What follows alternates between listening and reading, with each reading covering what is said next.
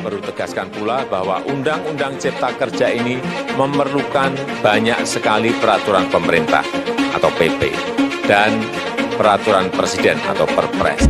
Undang-undangan Omnibus Law memang menuai pro dan juga kontra. PR akhirnya mengesahkan Undang-Undang Cipta Kerja pada Senin sore, namun sebelumnya undang-undang ini Rasa ribuan buruh yang menolak rancangan Undang-Undang Cipta Kerja atau Omnibus Law, saudara, di depan gedung DPR MPR Jakarta berakhir ricuh. aksi unjuk rasa buruh menolak Omnibus Law di Surabaya, Jawa Timur diwarnai kericuhan. Dalam Ratusan mahasiswa dari 5 kampus di Jakarta Barat berusaha memblokade jalan di persimpangan Grogol, Jakarta Barat.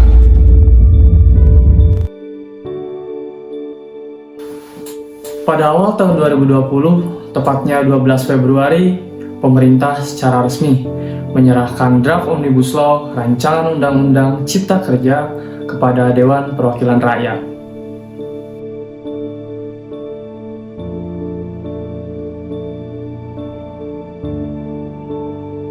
Namun, sejak dikeluarkannya draft Omnibus Law ini, yang merevisi sekitar 79 undang-undang serta 15 bab dan 174 pasal, mendapatkan banyak penolakan dari berbagai lapisan masyarakat.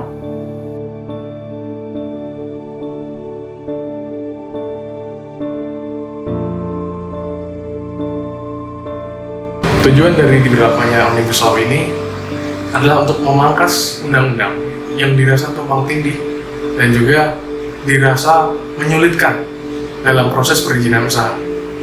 Selanjutnya, Menteri Ketenagakerjaan, Ibu Ida Fauziah, juga menegaskan bahwa tujuan dari Omnibus Law ini, khususnya rancangan Undang-Undang Cipta Lapangan Kerja, bertujuan untuk menciptakan peluang usaha dan juga berdampak bagi pertumbuhan ekonomi yang berkualitas.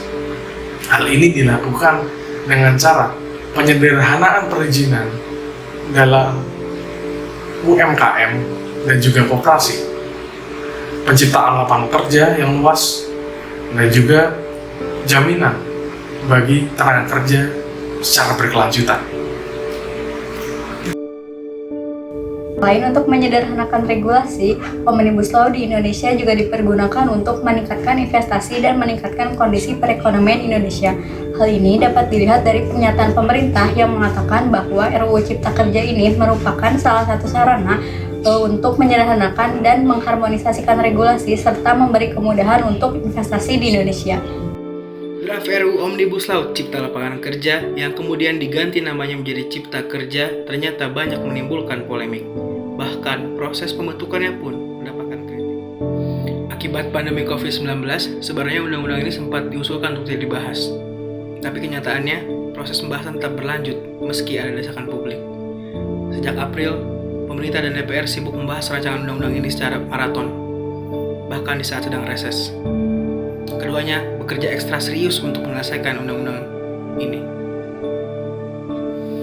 Secara proses, RUU Cipta Kerja dirumuskan secara tidak transparan dan minim partisipasi publik. Akses publik terhadap dokumen tersebut baru tersedia pasca RUU tersebut selesai dirancang oleh pemerintah dan diserahkan kepada DPR. Bahkan di saat rapat pengambilan keputusan tingkat 1, naskah tersebut belum siap.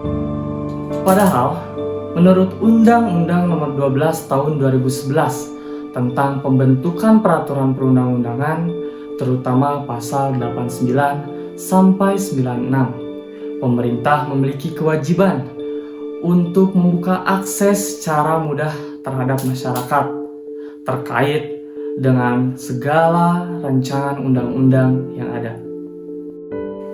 Hal ini menandakan secara jelas bahwa pemerintah melanggar undang-undang terkait pembentukan peraturan perundang-undangan tersebut.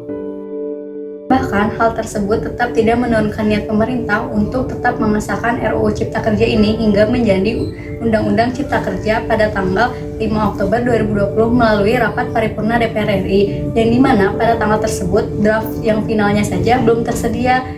Jika melihat jadwal, seharusnya rapat paripurna tersebut dilaksanakan pada tanggal 8 Oktober 2020, tetapi secara mengejutkan rapat paripurna tersebut tiba-tiba dimajukan pada Senin 5 Oktober 2020.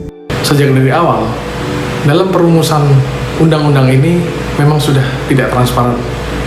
Setidaknya ada 5 draft rancangan undang-undang.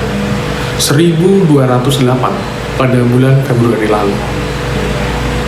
Lalu berganti menjadi 905 halaman seusai sidang paripurna tanggal 5 Oktober. Lalu berganti menjadi 1052 halaman pada tanggal 9 Oktober. Lalu berganti lagi menjadi 1032 halaman pada tanggal 12 Oktober. Dan kemudian terakhir menjadi 812 halaman. Ketidakkonsistenan ini berimplikasi kepada terpenuhinya legalitas dalam undang-undang ini, namun sudah kehilangan legitimasinya. Akibat ketergesaannya, Undang-Undang Cipta Lapangan Kerja memiliki kesalahan legal drafting dalam penyusunannya. Padahal dalam penyusunan undang-undang, proses legal drafting atau perumusan naskah undang-undang menjadi hal yang paling utama di dalamnya.